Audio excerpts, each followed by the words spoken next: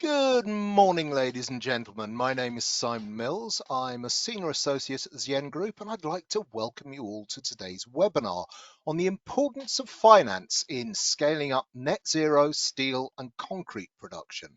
I'm joined by the Head of Industry at the Climate Group. Jen has had a long career in the sustainability field. She holds a Master's in Carbon Management and is a chartered environmentalist and member of the Energy Institute. As always, the agenda for this webinar is very simple. Following my brief introduction, Jen's going to make her presentation and then we'll move on to the Q&A discussion. Now, I'm afraid that you're all muted, but you are able to submit your questions to Jen throughout the presentation through the chat tool, which is on the right-hand side of your screen. Please do chip in at any point of the proceedings. I'm going to be collating your questions and I'll put them to our speaker at the end.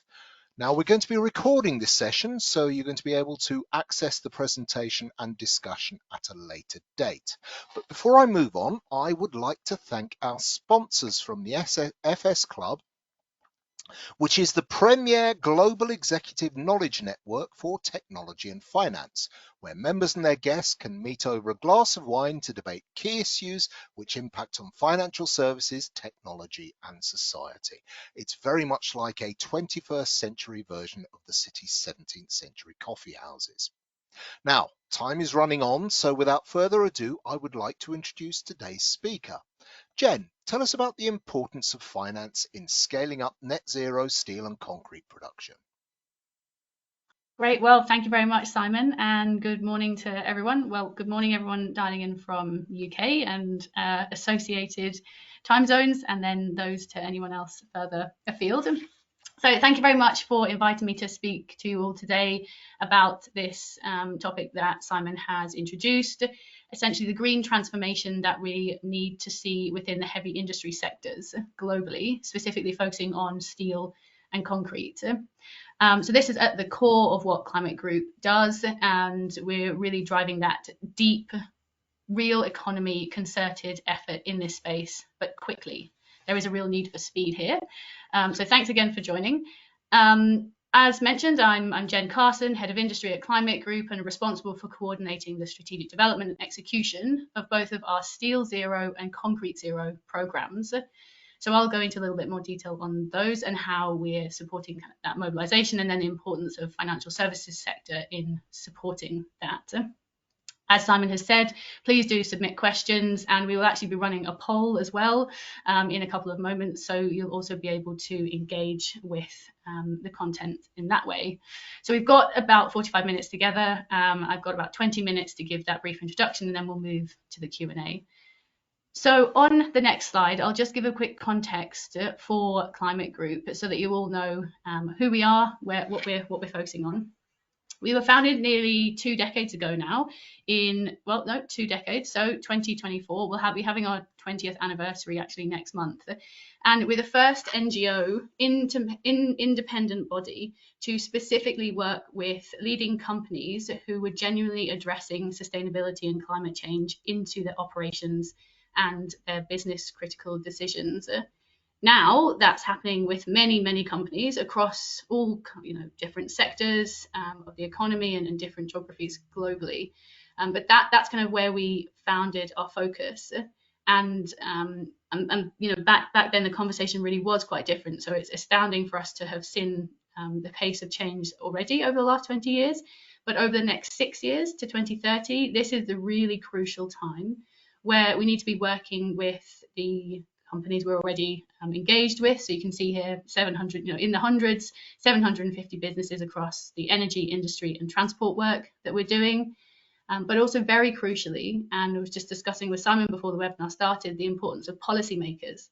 So the other half of what Climate Group do as an organisation is engaging with subnational, so regional and state government entities and policy decision makers through our Under 2 coalition. So bringing together these powerful and important stakeholders within the discussions to disseminate, learn from each other, and then consolidate going forward tangible actions that need to be integrated into the policies that are being designed, the business decisions that are being made, the investments that are being solidified, the insurance decisions that are being taken forward. So really that breadth of decision making and influencing progressive, faster recognition and then implementation of climate action into all of those different spaces. So on the next slide, there's a summary of some of the initiatives and the portfolio of work that we do. I mentioned this work in energy, transport and industry being the core thematics from a system sense that we focus on. And so what did that actually mean? Well, some of you may be familiar with the RE100 work that we've done. That's the most high profile piece where we've got 300 or more companies who have committed and are now actively sourcing 100% renewable energy by a time-bound date. So be that 2035, 2040 or 2045. But every procurement decision they're making with regards to where they're sourcing their energy is dedicated and focused wholly on renewables. So then that's activating a numerous number of different policy conversations that we're able to influence and support. And then also supply chain and deep supply chain work up and downstream of those organizations, really looking at the strategic partnerships that need to be put in place to implement their procurement decisions that they're making. So that's the energy work. For transport and our EV100 and EV100 plus work, that's focusing on fleets of vehicles from the light duty and heavy duty lens. In the middle there, the EP100 work is crucial on looking at energy efficiency. So mobilizing those core stakeholders who are looking specifically at the solutions and technologies that can take forward effective energy efficiency across the built environment and infrastructure. And then the steel and ConcreteZero work in the bottom left is clearly where I lead. And this is where we are actually even at a more creative stage than some of the energy and transport work, because we're really looking at writing the rules and understanding what actually does green or low emission or near zero or net zero steel and concrete, what does it actually mean? How do we create quantified metrics that can give tangible ways in which we can then integrate those procurement decisions for those different material streams into a pipeline of projects going forward? So there's a lot of technical work there that we're doing to really gain a consensus on the foundations of what do we mean on definitions, terminology and standards for both these different sectors. And with that, bringing a lot of credibility and accountability to the organizations that are driving that change. So that credibility and accountability, I've mentioned also now the policy advocacy piece, then the deep supply chain mobilization. Those are three core pillars. And then that fourth is the global convening element. And so I'm sure many of you will have heard of Climate Week that happens every week in September in New York. So that's bringing together the widest range and the largest quantity of stakeholders across the world to look specifically at at climate in that one instance, and so that's kind of one of the foremost ways in which we convene those global stakeholders. So on the next slide, you can see some of those global moments across the year. Climate Week that I've mentioned in September each year.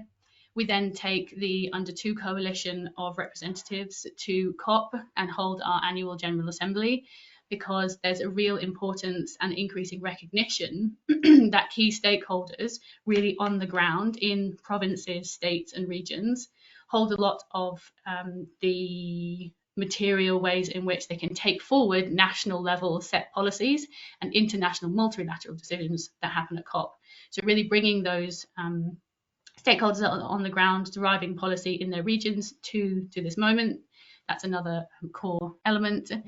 Next month, we have our US Climate Action Summit. And then for the first time last year, we held our Asia Action Summit, which is a really important moment to look more broadly and deeply at supporting the transition that needs to be happening across Asia. So really pleased that we were able to locate in Singapore and bring together, even from the finance sector, we had representatives from ING, Standard Chartered, Sumitomo Banking, Mitsubishi Corporation, really looking at some of the actions they're taking to specifically look at different elements, in that instance of steel in their supply chain and the transition going forward to decarbonisation. So on the next slide, this is an interesting one to really contextualize why are we talking about steel and concrete and why is it so fundamental to address. Perhaps one of the poll questions I should have done was to guess, combined with those two sectors, how much of global emissions they represent.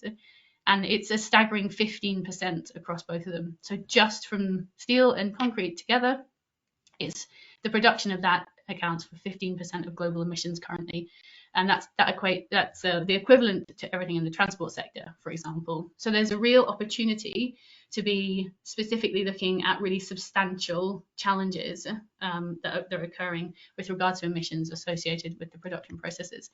And the ways in which the transition needs to manifest itself, and that kind of deep discussion has been ignored for too long in this so-called kind of hard to abate sector.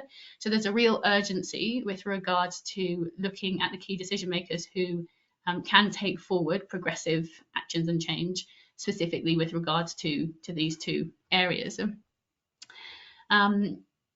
It's also worth noting that for businesses in the construction and infrastructure space, so for anyone working with those sectors, steel and concrete often represents up to 80% of Scope 3 emissions. So you've got the opportunity there to pinpoint and really directly target substantial, significant emissions within the supply chain from just those two segments. So you can really channel attention that needs to be addressed. So there's that opportunity to bring together really quite impactful and fast progress. So that's why we've kind of created the steel and the concrete, because it's so significant in terms of global emissions, and that we haven't seen the pace of change that really needs to be scaled up going forward.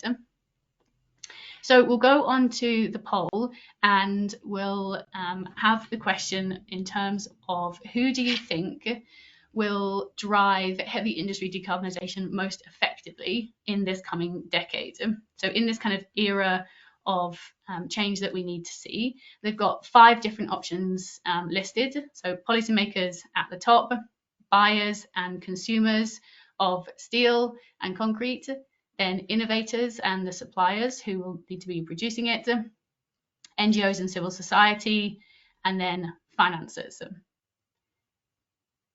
So we can see the results coming in, and there's 3 or so categories that look to be being voted on at the moment. So I think we're going to be leaving it open for 30 more seconds or so.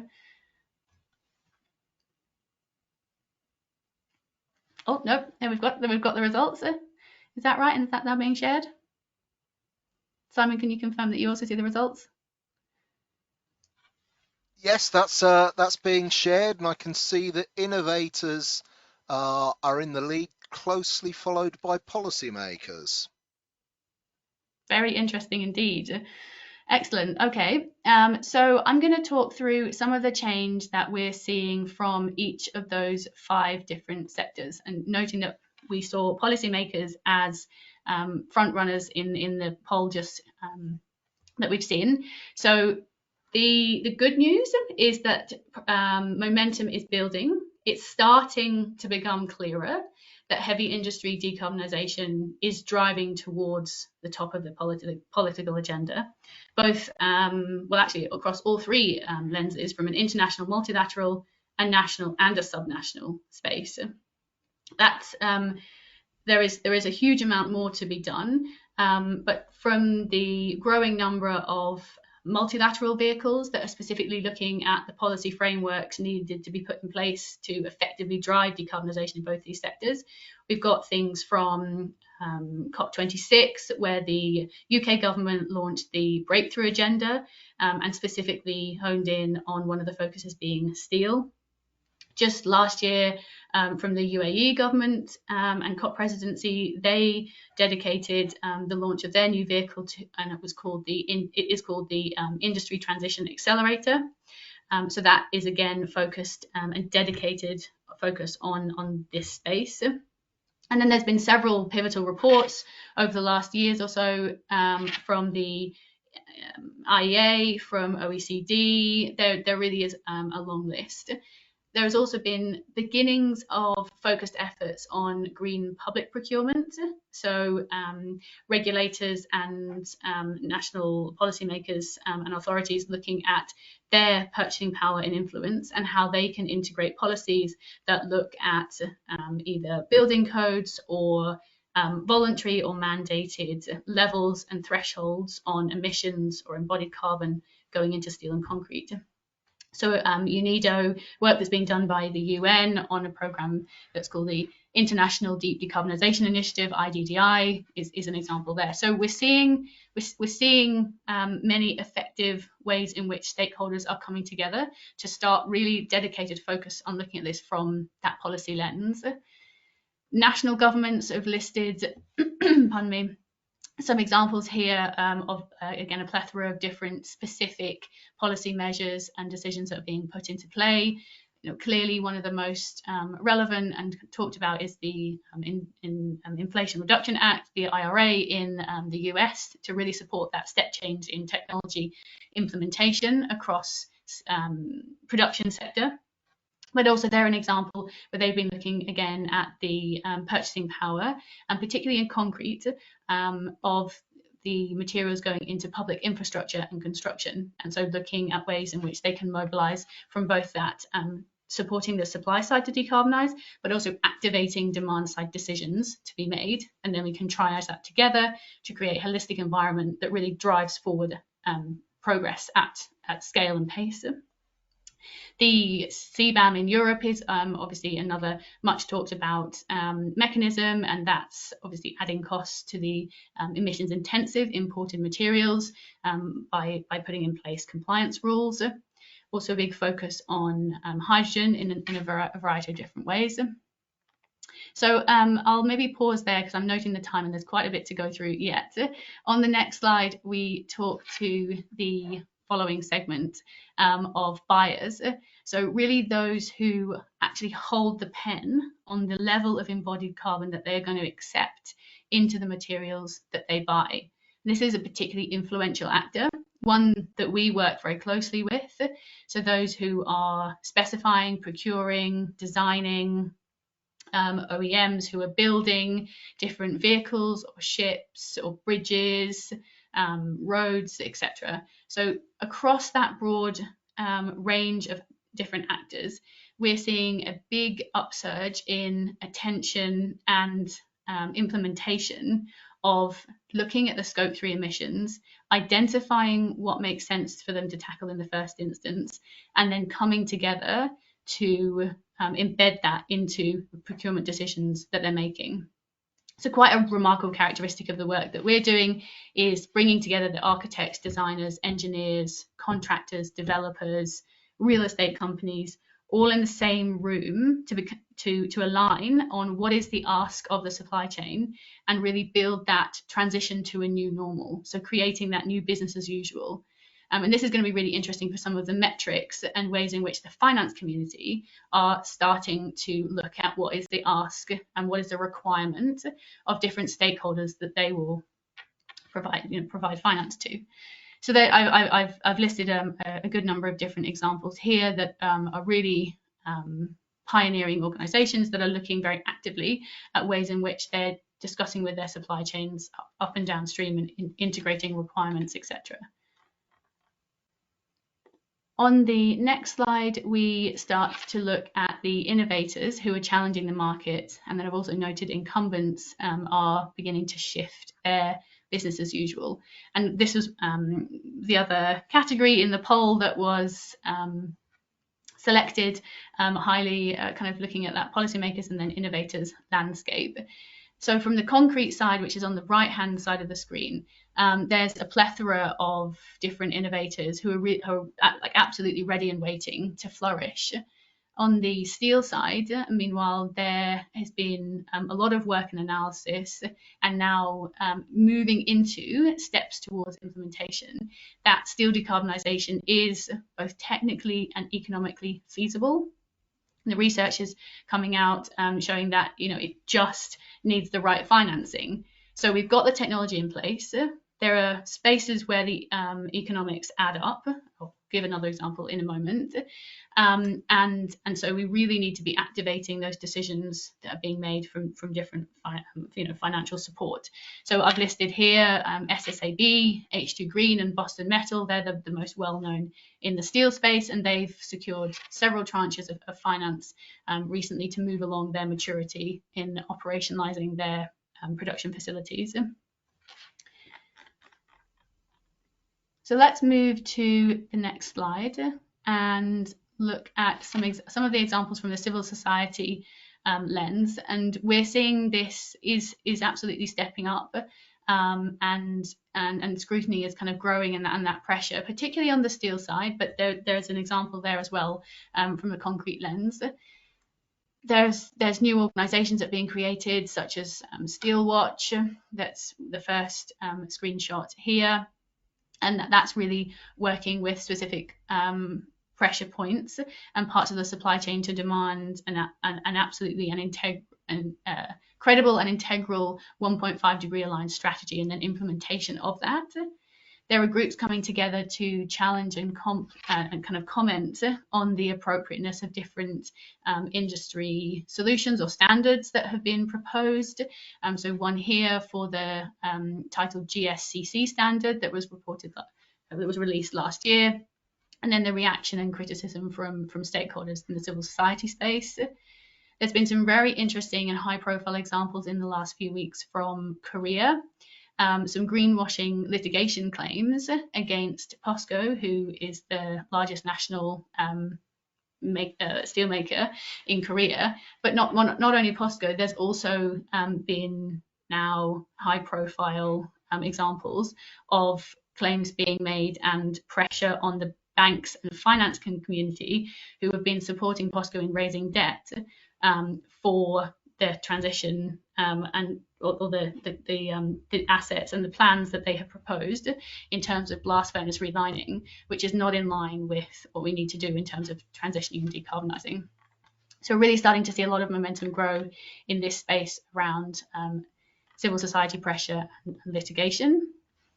Then on the next slide, and this is the fifth of the different segments, looking at investors and financiers. So here we are definitely seeing areas of the finance community moving. While some of the kind of investors and capital providers are developing best practice, and here we've got 4 different examples from different entities in the space. So the Sustainable Steel Principles on the bottom left is a really interesting example where 6 leading banks representing, I think, 23 billion in steel loans have developed and committed to a charter to measure and disclose their steel-related loan emissions. And so this is coming under the Sustainable Steel Principles. And it's the first time I'm aware that the first time that climate-aligned finance agreement for the steel industry has been published in this way. And it was based on the Poseidon Principles for anyone who is familiar with the shipping sector. So that was launched in 2019 and now has 28 banks that represent, I think, over 50% of shipping finance at the last count. And following a similar logic, they're sending that signal of expectations and requirements and then directly engaging clients to identify the financing that's available to support their decarbonisation. The other examples here talk to recent steps that ING have taken to stop providing finance to new coking metallurgical coal mines and expansion of any mines as well. The IFC doing pioneering work with the cement sector, particularly in developing nations, really bringing together actors alongside them to speed up that change. And then from a demand side lens, really interesting work that the IIGCC have done in terms of a framework, building from the framework that we've developed through the SteelZero work, where customers are sending a clear expectation and requirement on embodied carbon, taking the same metrics and asks into the finance space and building that into a steel procurement framework on what does good look like? What does that need to show and say?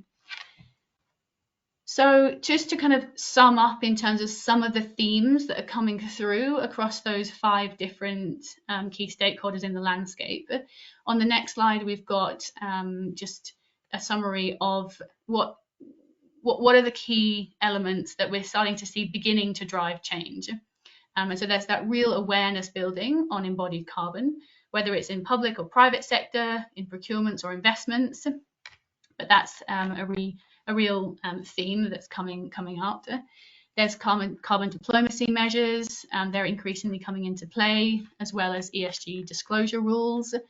The price of inaction, you can see kind of coming through in some of those discussions that I've mentioned. So the risk of some of the stranded assets that may be coming from pressure from civil society, really looking at the decision making that finance community, for example, is withdrawing or withholding. And then the prize being really, really quite significant. And again, I've got 2 more slides. Thank you, Simon. That will go into a bit more detail on really just how the access to new markets, protecting existing markets, kind of developing that competitive advantage, and price premium can play out. So here you can see, and we've said here that the challenge is not insurmountable. So it's absolutely fair to say that, this is not straightforward. This is a complex and nuanced area that requires a lot of actors to come together to solve and implement solutions. But it's not insurmountable. And in fact, we're seeing evidence that this is really now beginning to formulate this new way of working and this new approach to business decision making. So on the left, we've got the it's well understood by customers and financiers the value of green buildings. Here, there's research that shows over 50% of owners and investors are seeing premiums of over 6%, over 10% to green building assets. So a real tangible uplift in value, and that trend being sustained and even on the rise. And so you can then look at that green premium for rent, or the associated value of those green buildings actually is more than the associated green premium with the materials for greener and lower carbon steel and concrete, which is about 2% or less. So you've got that comparison. On the right is really very interesting analysis that's come out of the Rocky Mountain Institute recently. And this is talking to primary near zero steel, emission steel, actually being cost competitive in the analysis that's been run with current US federal incentives and the existing fossil pricing in place. So you've got that carrots from the federal incentives, and then you've got the sticks coming through, really to make a business case that can add up today to decarbonise steel. And this is talking about primary steel production.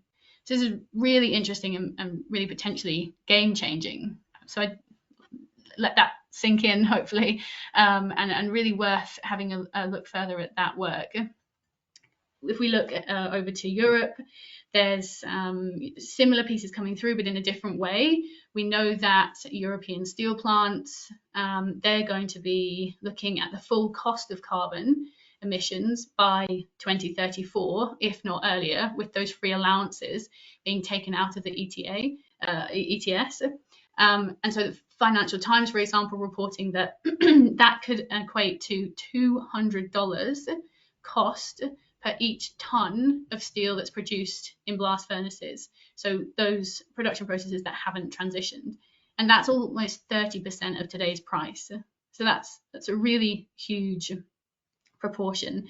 So really starting to demonstrate and illustrate tangible costs, real economy costs. Right, so I see I've got 1 minute left. On the next slide, so basically it's technically and economically feasible, and we can absolutely do this, and we need to. There are examples where we need to be doing this, and we can do it today. And there is a real lack of urgency.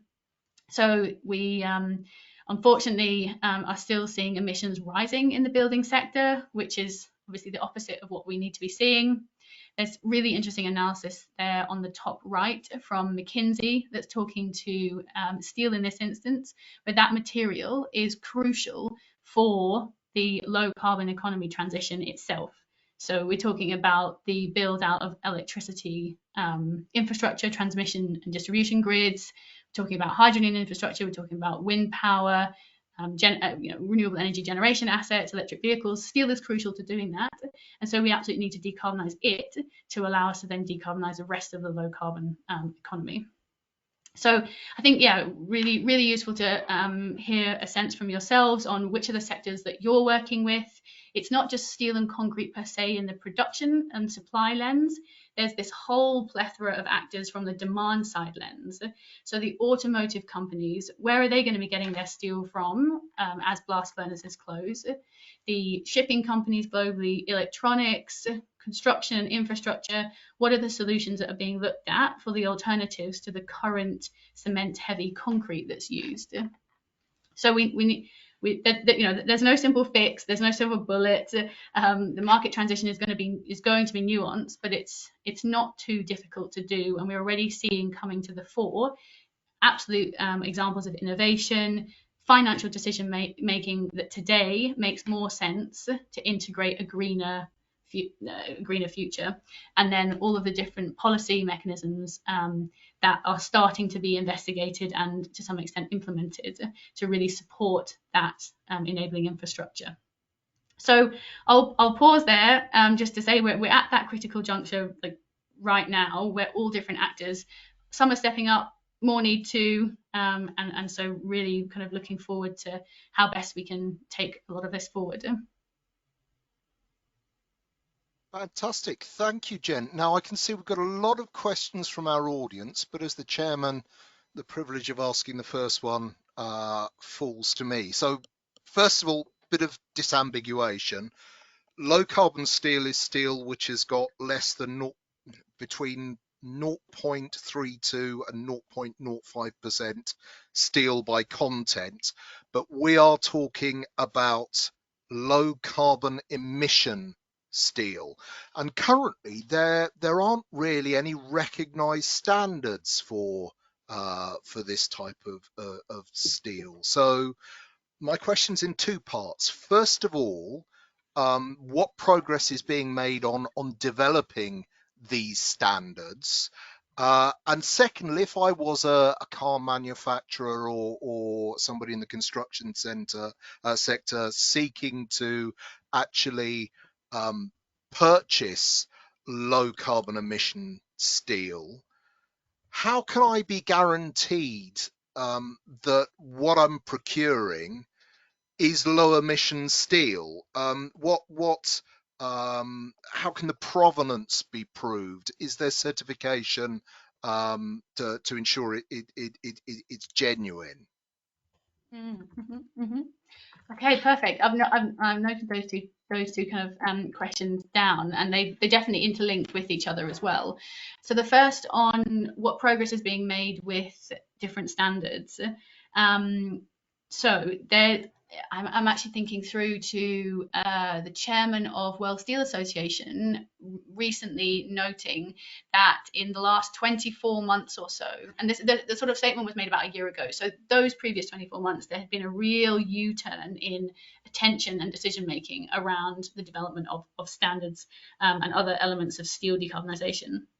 What we've then seen in the last 12 months, most recently, is actually crystallization and publication of some of those different methodologies.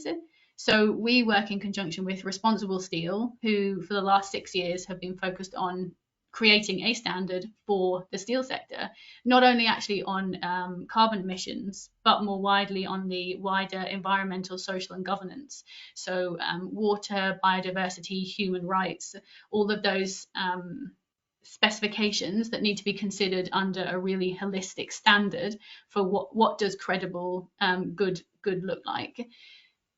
Then to your point on provenance and chain of custody and verification, a really essential part of the next steps. Once you've got standards that define and codify the scope boundaries, the data metrics, etc., that are required, how do you actually guarantee and really understand the accountability of that space? And so there are a number of conversations that are going on to look at that chain of custody. Again, with Responsible Steel, they are doing dedicated work to understand once the steel leaves the steel mill. So if it's been certified at the steel mill, that point, then it will go through many processes, particularly in the car, in the automotive sector, which is one that you'd mentioned in the question, be fabricated and they'll be taken through into thousands of different steel products that are in a car. So tracking that, there are now conversations looking at how to practically implement that into the supply chain. I don't know if there's, and I'm sure there is, organisations that are looking at applying technology like blockchain, etc., to some of these processes. But I'd have to come back to you on sort of specific examples. Oh, now we've got an excellent question from our audience here. What role is hydrogen going to play in decarbonising steel in the near future? And is the decarbonisation of steel contingent on the scaling up of green hydrogen production? Great question. So this question is focused on the steel sector, and I imagine the person asking as well will kind of understand, and so maybe it's useful for the wider audience to know that there are two main types of steel making in terms of what are the input materials that are involved. So you have primary steel production, which is where you need to take iron ore, process that, and produce steel. And then there's secondary steel production, which is taking already produced steel and recycling it, repurposing it, melting it down, and reforming it.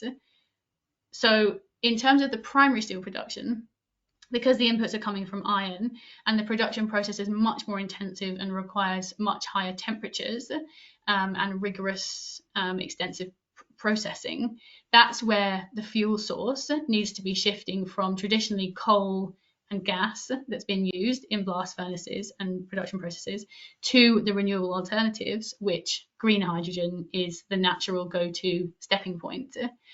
So from a primary production steelmaking lens, absolutely hydrogen is going to play a really core role, necessary agent, fuel source in that space. For the secondary steel production, this is where the electricity grids need to be greened. And so this is where you can look to your wind and your solar to reduce the electricity grids for that secondary steel production. Okay, now we've got another interesting question here. Investors need better corporate reporting on what corporates are doing in transitioning to net zero, and a lot of current reporting doesn't focus on materially relevant matters, particularly scope 3. Can the climate group help with this? That's a really interesting question as well, and a lot of the work that we have done, because the first step was, and it goes to a question on defining, like, what do we mean and what are the standards behind this. Then we go to the chain of custody, how do we track all that? And then we have that reporting element.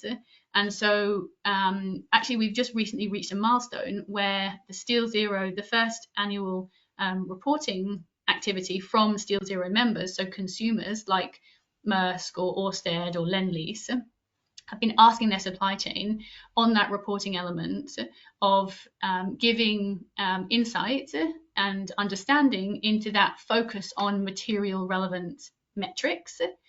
And so we're now going through the process of understanding and analysing that first tranche of input. But this is specifically where we actually worked as well with the IIGCC example that I mentioned.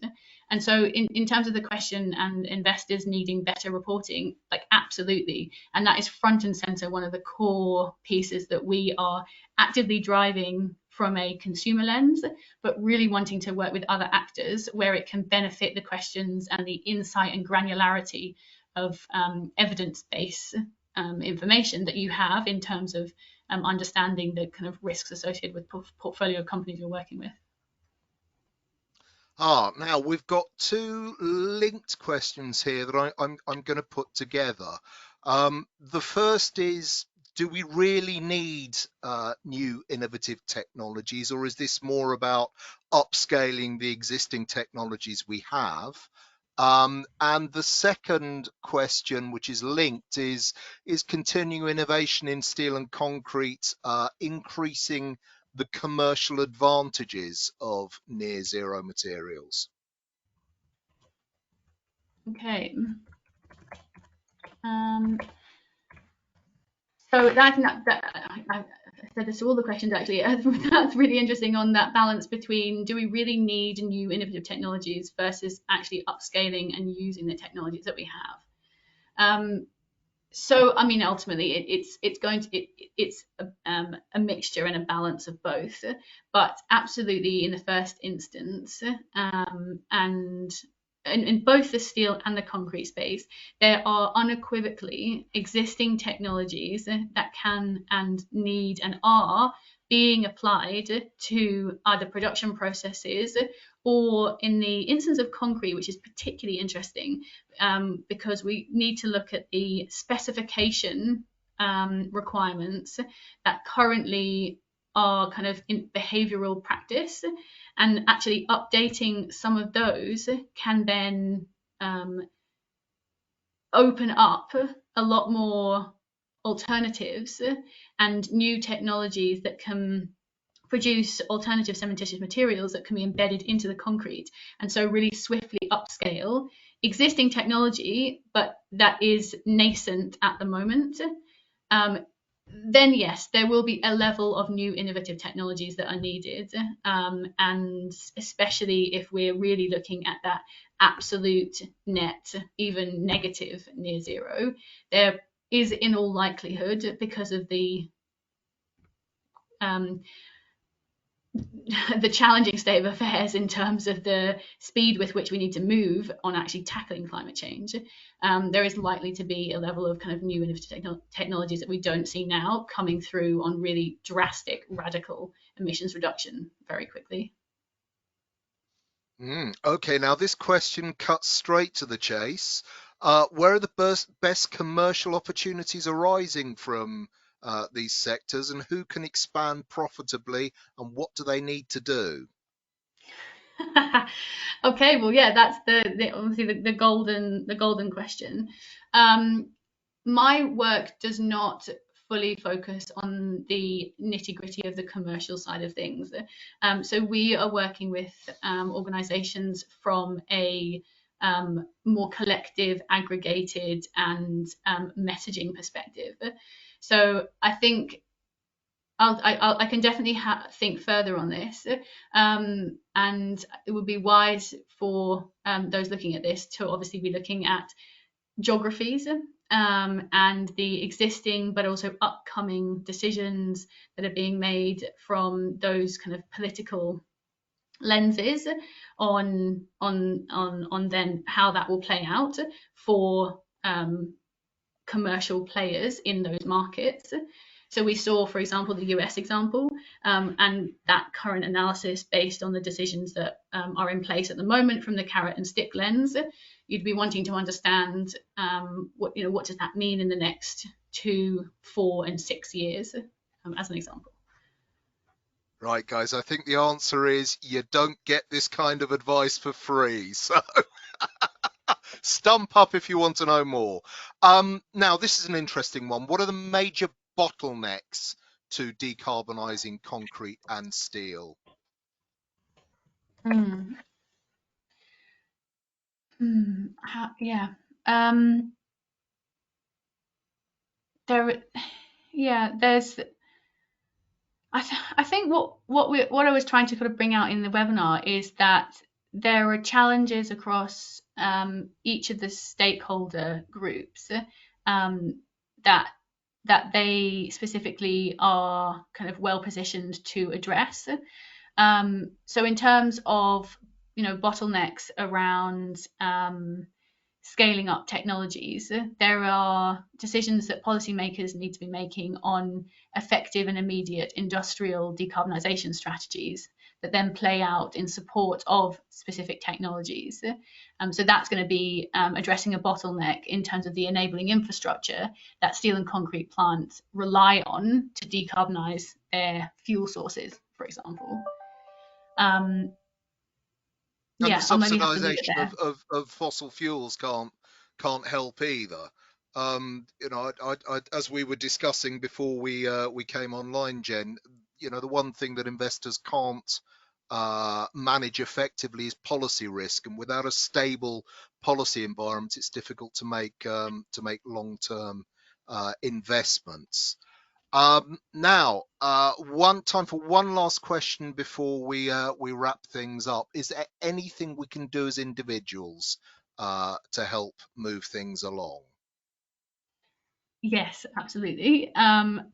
And I would like I would frame that in what can you do as individuals within the jobs that we hold, and that is the whole kind of purpose of this webinar, was to look at the importance of the finance community, because I think maybe from the work that we've done, we would love to see much more active engagement, asking questions and then designing approaches and solutions and ways in which we can tackle some of these bottlenecks.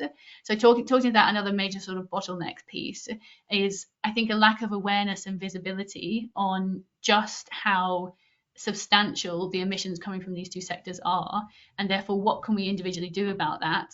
We would love to be working with every, all the different parts of the financial services work streams and kind of ecosystem to understand what is information that you need, what are the metrics that you need to design into the products and offerings that you're looking to provide to this new future wave of businesses that are coming through, and they will also be coming to you and asking, well, when, if, how, what, where do we build this into our relationships and partnerships going forward? Excellent. Thank you very much. Now, I'm afraid that time has caught up with us, ladies and gentlemen. I know that some of you have still got questions to ask, and I do apologise if we haven't got round to you. You can contact Jen directly through us, so please email us and we'll pass your questions on. I'd also recommend heading over to the Climate Group's website, where there is a ton of further information on their programs. Just remains for me to thank today's speaker for their presentation, and to you, our audience, for your excellent contributions to today's discussion. I'd also urge you to keep an eye on our forthcoming events page for a truly eclectic mix of webinars coming up, which includes the launch of the 35th edition of the Global Financial Centres Index on the 21st of March, Green Spaces, Cultivating the Mind, Body and Soul on the 26th of March, Culture, Art and Heritage in the Built Environment on the 27th of March, and What Does It Take to Be a Female Engineer on the 28th of March. Now, you can catch up with all our previous webinars on YouTube or on LinkedIn, and we hope to see you again soon. In the meantime, goodbye and thank you very much.